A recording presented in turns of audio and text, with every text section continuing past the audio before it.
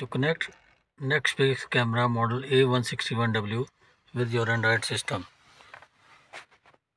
This is our camera. Now the power cable is inserted. Before that, please ensure SD card is inserted in the mobile. This is the location of SD card. Please ensure it is inserted. Now we are pairing it with your camera. In this, we have to note that the app My NB is preloaded in your mobile phone.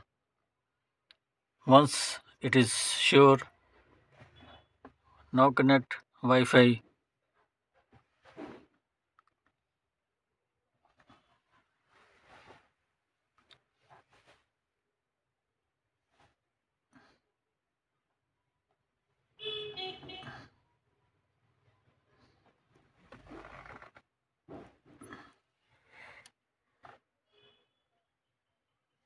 Wi-Fi is connected.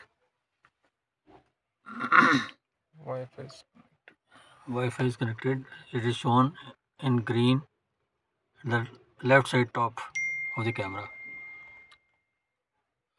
Now it is ready to capture the pics at your location.